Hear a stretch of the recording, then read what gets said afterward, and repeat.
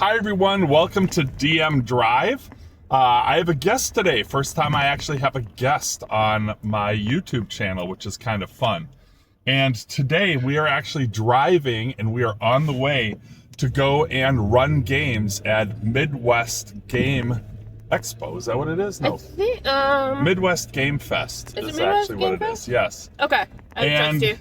So today we're going to be running a bunch of different games at that event and being part of the Harold Johnson experience, which is awesome because we always love running games, and to be a part of Harold Johnson and his gaming area at that event is special to us. But we thought that we would actually address the idea of how running a con game is different than running a game with your home group. And I'm actually going to turn it over to Jenna.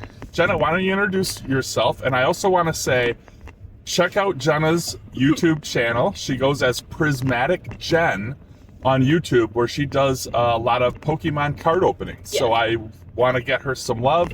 Check out her channel, subscribe to it. But Jen, tell us a little bit about how you, or Jenna as you go, tell us about what you think the difference between con games and regular games is. I'd answer to Jen or Jenna. Nick. Hi, my name's Jenna.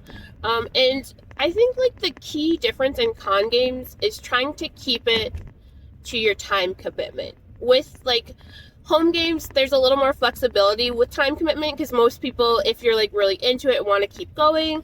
But with cons, other people have panels and things they want to get to. So making sure you can do a great game but stay within the constraints of your time commitment is really important. Yeah, I actually think that's an amazingly important element. I've learned that it's very important to simplify con games. So whereas like a home adventure module, which the players are tied into events from previous games and things like that, sometimes have much more complex plots. Usually when we're actually doing a con game, I try to keep the plot very simple to maybe 2 or 3 plot movements that need to happen, and then I let the players at the con kind of fill in the blanks and do what they're doing and just really hit those just couple of key plot points. And to me, I've discovered that actually keeps a convention game rolling. I also think having those plot points be easily moved around so that you're not railroading the players, and so they still feel like they're making all the choices. But like as the GM, if you're getting close to the end of that time commitment, it's easy for you to move that important plot point to wherever the players are at, and it still feels like, oh, look at all the choices we made and we got here, but you still knew like you had the safety net to get you to the point you needed to without worrying like, oh, they didn't catch that one really important tiny clue they were supposed to, or they've squirreled at the taco stand for like 40 minutes. How do I get them to the correct thing because we've been at the taco stand? I feel that, just absolutely. Because of the time commitment and what Jenna is talking about with making sure that you hit those plot points, it's also okay to totally cut out plot points from a con game. So if you do have, let's say, like 4 or 5, pivot points within your adventure module that you need to hit, feel free to cut that at 2 or 3 if for some reason the time is running close. Make sure, of course, that you can always adjust the main plot so that the players know that that's happening. So yeah. Another thing that I am not afraid to do at convention games that I do less when I'm with my group is at the end of the game, if they're pretty much close to done with the adventure, I will actually just narrate out the end of the scenario instead of playing it out like I would with my home group.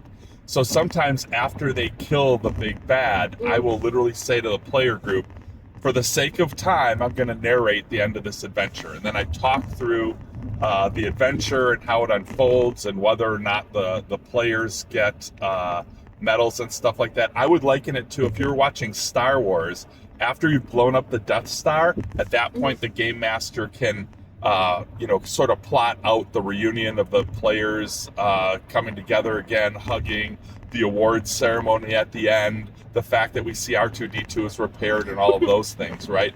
Just talk through that.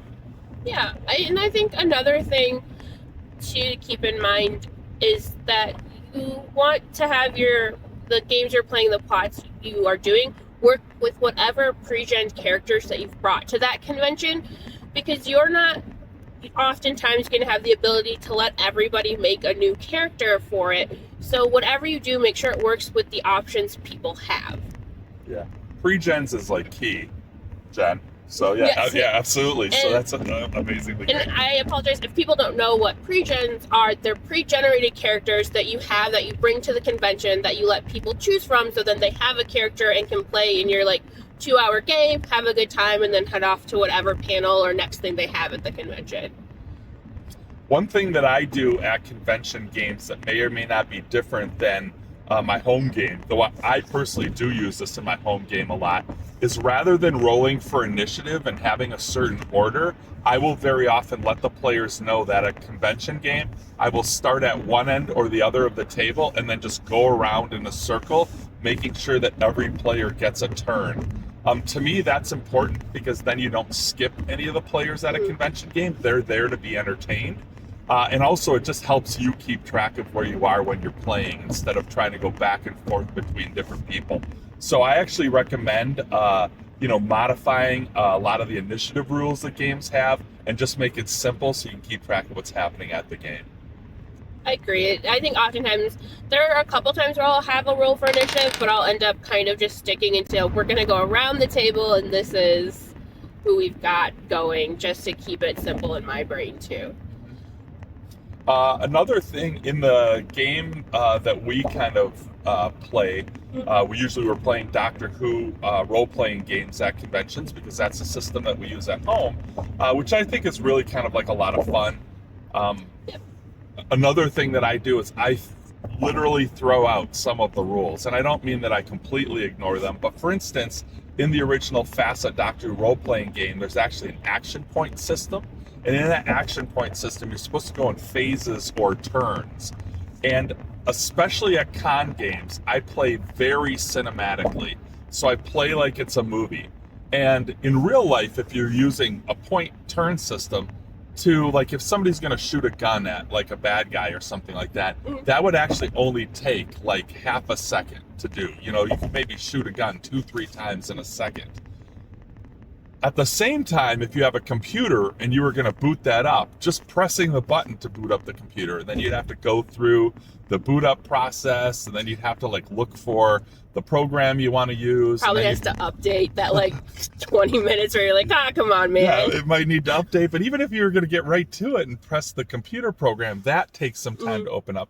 But that's not fun if somebody in your group is a hacker and another person is a soldier.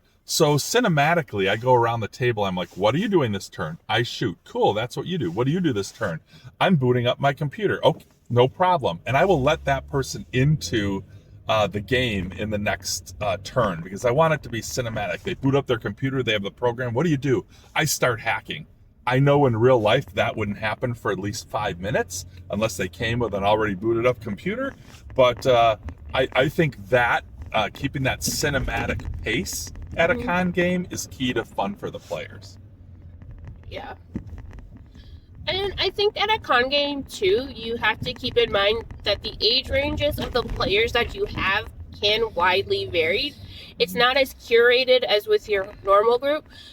Oftentimes I will open up my games to anybody of pretty much any age. Sometimes it'll be 13 and plus, just because I acknowledge that my language at times can be more of the adult range. But trying to be inclusive, because sometimes those younger kids, your con game could be the first game that they ever have a chance to play in their first introduction to tabletop. So also taking what they're doing with a grain of salt and having some grace with it too. One other piece of advice that I want to give is give players what they're expecting at the table. And what I mean by that is when we play the DDW RPG campaign, 99.9% of all of our bad guys and villains are original. We make up our own. But if you're going to play, for instance, the Doctor Who role-playing game at a convention, I always make sure that the villains, or at least 90% of the time, the villains are bad guys from Doctor Who, because those players will get excited when they're up against the Cyberman, or when they see a Dalek, or there's an Ice Warrior down a corridor. At a certain level, that's what they're looking for because they've signed up for a Doctor Who game and they want to be in that universe. So it's a little bit more rare that I go off of the script and not include villains from that I've created, but rather stick with Doctor Who characters. And I think if you're gonna go off script, because I have one that isn't like fully Doctor Who, it's kind of like a creepy little girl that does like children's games with people. Like having the character either be interesting enough or like people making connections that they could be related to a different Doctor Who villain. Like oftentimes people question whether she's related to like the toy maker or something, especially what's going on with like the current season of Doctor Who and them dealing with all of those different entities. As long as players can make that connection, they're kind of more accepting of that interesting villain too. One last thing that I want to say, because we're getting close to the end of this drive, is in the case of a Doctor Who RPG, one thing that I always do at a convention game is I include the Doctor, but I do not let the players play the Doctor. And the reason for that is because when I have been at con games and somebody's been assigned the character of the Doctor, unless every character is assigned a different Doctor, you're playing a multiple Doctor game, the other players kind of just look to that one character as the Doctor and say, what should we do? And that's actually not what you want. You want to give the players agency. You want them to decide what to do. And so a lot of the times, I do this very often, I actually have the Doctor captured. And so usually the Doctor is actually captured, and the players as a group have to go rescue the Doctor. And I usually play let those characters play as former companions of the Doctor and allow them to make up their own backstory, even though they're original characters and not companions from the show. Yeah, I usually either have the Doctor as kind of like my damsel in distress or like drop off at like a place because there's something wrong with the TARDIS and they've got to go fix it. So it's supposed to start off as kind of like, oh, you're going on like a fun little vacation type thing, and then something goes terribly wrong. Hey, we really want to thank you guys for being at this DM drive with us. We hope you had a blast. I hope you got some good advice if you're going to run some convention RPG games. And we hope you had fun. Thanks for being with us, you guys. Bye.